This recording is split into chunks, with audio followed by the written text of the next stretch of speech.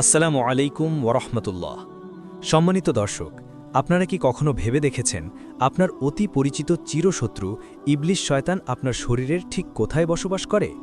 আমরা জানি শয়তান আমাদের ধোঁকা দেয়, কিন্তু জানলে অবাক হবেন যে সে আপনার শরীরের অতি স্পর্শকাতর কিছু জায়গায় আস্তানা গেড়ে বসে থাকে।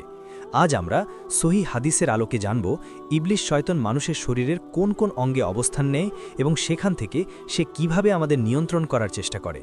ভিডিওটি শেষ পর্যন্ত দেখলে আপনি নিজের অজান্তেই শয়তানকে জায়গা করে দেওয়ার ভয়াবহতা বুঝতে পারবেন ইনশাআল্লাহ।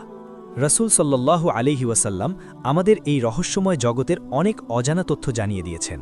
সহি বুখারী ও সহি মুসলিমের একটি প্রসিদ্ধ হাদিস নম্বর 2351 অনুযায়ী রাসূল সাল্লাল্লাহু আলাইহি ওয়াসাল্লাম বলেছেন, শয়তান মানুষের রক্ত চলাচলের শিরায় উপশিরায় বিচরণ করে, অর্থাৎ আপনার শরীরের প্রতিটি কোণায় যেখানে রক্ত পৌঁছায় সেখানেই শয়তানের বিচরণ সম্ভব।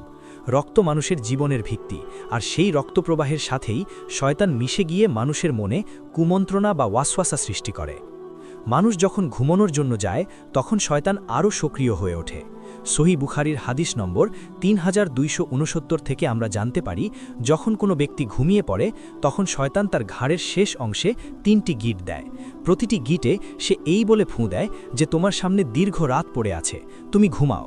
যদি ওই ব্যক্তি জাগ্রত হয়ে আল্লাহর জিকির করে তবে একটি গিট খুলে যায়, ওযু করলে দ্বিতীয় গিট খুলে যায় এবং সালাত আদায় করলে তৃতীয় গিটটিও খুলে যায়। অন্যথায় সে অপবিত্র মনে অলসতা নিয়ে সকালে জাগ্রত হয়। শুধু তাই নয়, আমাদের শরীরের অত্যন্ত গুরুত্বপূর্ণ একটি অঙ্গ হল নাক। আপনারা জানলে শিউরে উঠবেন যে রাতের বেলা শয়তান মানুষের নাকের বাসিতে বা নাকের ছিদ্রের ভেতরে রাত কাটায়।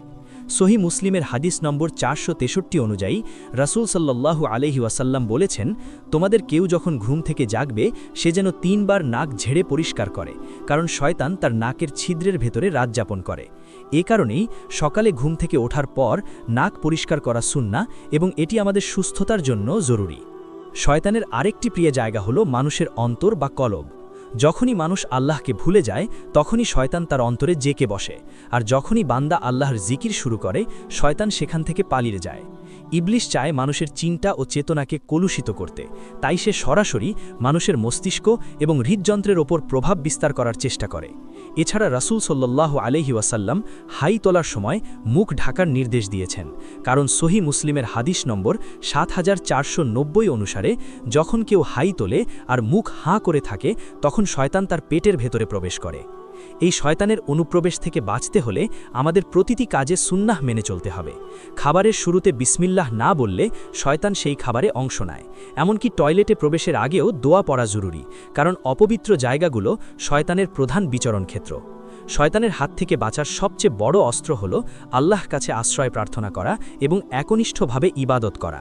আসুন আমরা এই দোয়াটি বেশি বেশি পাঠ করি। আউযু বিল্লাহি মিনাশ শাইতানির রাজিম।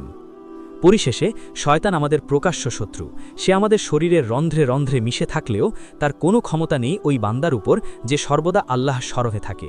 তাই আসুন আমরা সর্বদা পবিত্র থাকি এবং নিয়মিত জিকির ও আমলের মাধ্যমে নিজেদের হেফাজত করি। আল্লাহ আমাদের সবাইকে শয়তানের অনিষ্ট থেকে রক্ষা করুন। আমিন। আসসালামু আলাইকুম ওয়া রাহমাতুল্লাহ।